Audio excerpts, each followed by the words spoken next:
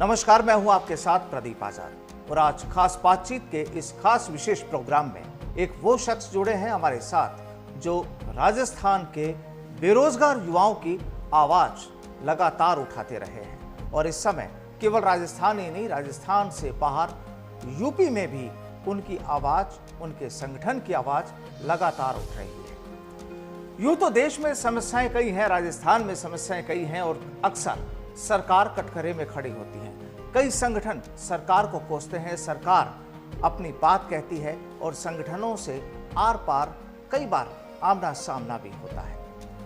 आज हमारे साथ जो मेहमान जुड़े हैं उनका नाम है उपेंद्र यादव और उपेंद्र यादव राजस्थान बेरोजगार एकीकृत महासंघ के प्रदेशाध्यक्ष हैं। लंबे समय से खासकर बेरोजगारों के लिए जो लड़ाई लड़ी जा रही है उसके लिए झंडा उठाए हुए हैं और आज भी ये और इनका पूरा दल लखनऊ में मौजूद है।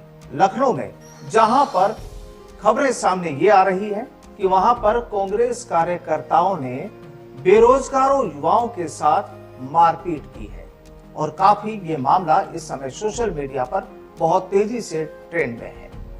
सीधा रुख करते हैं उपेंद्र जी का और उपेंद्र जी से जानते हैं कि आखिर यूपी में क्या आप लोग प्रियंका गांधी से मिलने गए थे और वहां पर क्या ऐसा हुआ कि आपके लोगों के साथ वहां पर मारपीट की गई? उपेंद्र जी।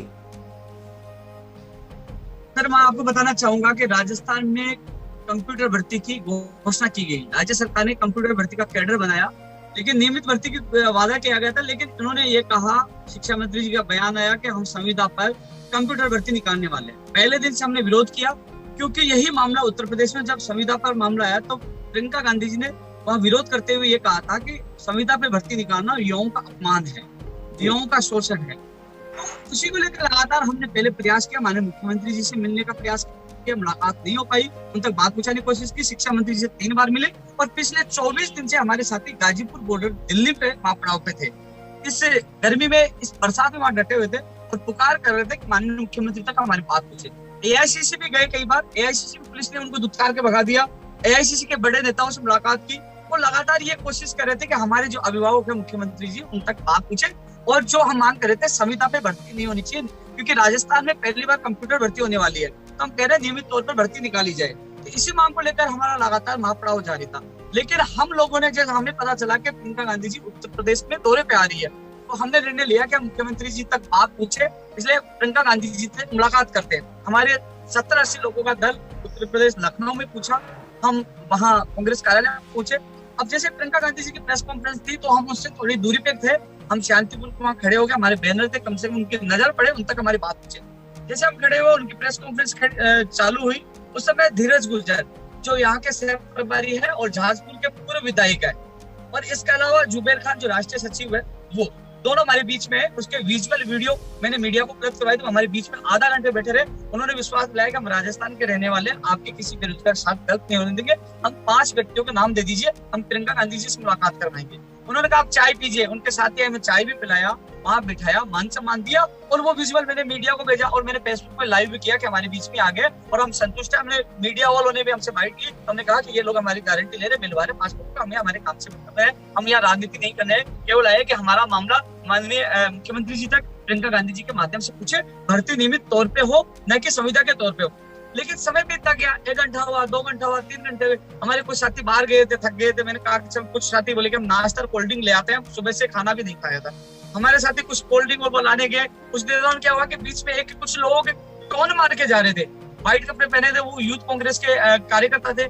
तो उस समय मुझे लगा कि कहीं ना कहीं हमें खतरा है, तो मैंने एक ट्विटर पे लाइव भी किया था कि हम यहाँ उत्तर प्रदेश के सामने हैं ये चीजें, लेकिन कहीं ना कहीं हमारे साथ अनहोनी हो सकती है क्योंकि वो लगातार टोन मार रहे थे, क्योंकि हम बाहर से आए हुए थे, ज्यादा हम लोगों को जानते नहीं थे, वहाँ की परिस्थिति वो नहीं जानते थे। लेकिन हमें एहसास हुआ कि कहीं ना कहीं ये हमारे साथ गलत कर सकते हैं। लेकिन विश्वास धीरज गुर्जर जी थे, जो सह प्रभारी थे यहाँ के उत्तर प्रदेश के, राजस्थान के रहने वाले थे, जुबेर खान जी थे। तो हमने सोचा कि इन लोगों ने हमें बिठाया तो शायद हम सुरक्षित है, शायद हमें न्याय मिलेगा, शायद हमारे साथ गलत नहीं होगा। हम निसंकोच होकर वहां बैठे हुए थे क्योंकि हमारे लोग हमारे बीच में आए थे, हमें दिलासा देके गए थे और आधा घंटे हमारे बीच में बैठे थे।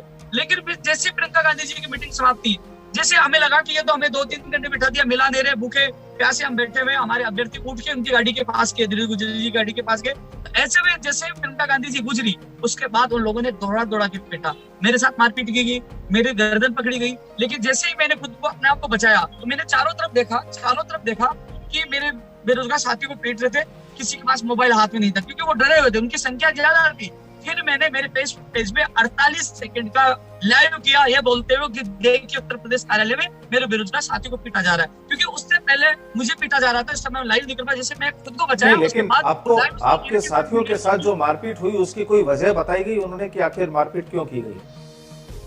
मना कर रहे हैं वो तो, मैं आपको पूरी घटना पर बता रहा हूँ। उसके बाद वो लाइव किया, क्योंकि लाइव इसलिए किया कि आपको, मेरे प्रदेश की जनता को, कांग्रेस के उच्च नेतृत्व को, पुलिस को, सबको पता चले कि मैं दौड़ा के पीटा है। लेकिन स्थिति ये हुई कि मेरे साथी इतने सदमे में आ गए, कई लोगों की चोटें ही, रात को हमने देखा तो किसी 2 लोगों के सिर फूटे हुए थे। और फिर उसके बाद हुसैनगंज थाने में हमने जाके जान बचाई, वहां पुलिस वाले गए, हमने साहब हमें बताइए, हमने उनसे सहारा लिया, वो हमें थाने ले गए, उसके बाद हमारी जान बची। पुलिस वालों को हमने कहा कि साहब ये सामने ये 2 व्यक्ति खड़े हैं, ये दोषी, इन्होंने मारपीट की। उनको बुलाया, पुलिस वालों ने पूछा, साफ मना कर दिया, हमने तो मारपीट की नहीं। उनको यह गलतफहमी थी उस समय कि इनके पास कोई रिकॉर्ड नहीं है, इनके पास कोई वीडियो नहीं है, साफ मुकर गए, कोई बोले कि हमने मारपीट ही नहीं की। जब हमने वीडियो जारी की, क्योंकि मैंने लाइव किया था उस समय, मैं खुद लाइव करने वाला था, जब हमारी तस्वीरें सामने, अब वो बैकफुट पे हैं। लेकिन अभी भी जुबैर खान जी से मेरी बात हुई है, सुबह धीरज गुजर जी से बात हुई है, अभी भी कह रहे हैं कि आपके प्रतिनिधि मंडल को हम मिलाएंगे। और अभी भी हम लोग डर के मारे हुए एक जगह नहीं रुके हुए, ये मेरे साथ की बस में है, हम बस में बैठे चारों तरफ घूम रहे कि हमारे साथ दोबारा मारपीट ना हो जाए। जी, आप और आपके साथी अभी बस में हैं। प्रियंका गांधी साहब की मुलाकात हो नहीं पाई है, आपको भरोसा दिया गया है जुबैर खान जी के द्वारा और धीरज गुजर के द्वारा, जो आप बता रहे हैं कि उन्होंने आपको भरोसा दिलाया कि वो मुलाकात करवाएंगे। अगर मान लीजिए यहाँ पर फिर मुलाकात नहीं हो पाती है किसी भी वजह से, तो क्या आगे की रणनीति क्या होगी, चूंकि राजस्थान वापस आपको लौटना है? देखो, आगे की रणनीति हमने ऐलान कर दिया, आर पार की लड़ाई की ऐलान है, किसी भी हालत में हम पीछे नहीं हटेंगे। क्योंकि अब मीडिया ने हमेशा हमारा साथ दिया, आज हम जिंदा है मीडिया की वजह। आपने भी कई सालों से देखा होगा कि हमने ऐलान करने के बाद पीछे नहीं हटे, किसी भी हालत में जहां भी नेता जाएंगे, प्रदेश के किसी भी कोने में जाएंगे, हर जगह विरोध होगा, हर जगह काले झंडे दिखाएंगे, पीछे नहीं हटेंगे। जितने मुकदमा दर्ज करना कर दिए, जेल में डाल दीजिए। आज हम मुख्यमंत्री के खिलाफ नहीं आए, मंत्री नहीं सुना था, अधिकारी से हमारी बात, तो आपको न्याय मिले। आपको ये लगता है कि जो राजस्थान सरकार ने जो आपको अगर इंसाफ नहीं दिलाया या आपकी बात को नहीं सुना, तो प्रियंका गांधी उसको सुनकर और आपके सॉल्यूशन कर देंगी, लगता है ऐसा? देखो, उन्होंने राजस्थान उत्तर प्रदेश का मामला सेम था। उत्तर प्रदेश में जो वैकेंसी निकाली गई संविदा पे, तो उन्होंने विरोध किया, योगी सरकार को उस आदेश को वापस लेना पड़ा। जबकि राजस्थान में पहले निकाली गई थी। नहीं, घोषणा की गई है, केवल प्रेस नोट जारी हुआ था, विज्ञप्ति जारी होने वाली थी। जहां प्रियंका गांधी जी उत्तर प्रदेश में विरोध कर रही है, वही संविदा पे राजस्थान में निकाला जा रहा, उनको अवगत करवाना था। लेकिन एक चीज और बता दूं, आज के दिन, आज उत्तर प्रदेश के बेरोजगारों के साथ संविदा के विरोध में प्रियंका गांधी जी की चर्चा थी, समय दिया हुआ था, क्योंकि आज उसी को मुद्दा बना के कल उन्होंने धरना भी दिया था, और उन्हीं को मुद्दा बनाकर आज वो उनसे मिलने वाली थी। हम प्रियंका गांधी जी का विरोध नहीं कर रहे हैं, हम चाह रहे हैं कि वो युवा है, युवाओं की पीड़ा समझेंगे। जिस प्रकार उत्तर प्रदेश में विरोध किया, वैसे वहां मुख्यमंत्री जी को बोलकर इस भर्ती को संविदा के बजाय नियमित तौर पर करवाई जाए। हमने कोई नारेबाजी नहीं लगाई, हमने कोई विरोध नहीं किया, लेकिन यह है कि पहले मान सम्मान किया उन लोगों ने, पहले चाय पिलाई, पानी पिलाया और बिठाया, और लास्ट में डंडे मारे, लात मारे और घुसे मारे। बहुत सम्मान दिया हमें उत्तर प्रदेश में। उत्तर प्रदेश के इन युवा कांग्रेस और कांग्रेस कार्यकर्ताओं को मैं सैल्यूट करता हूँ यार।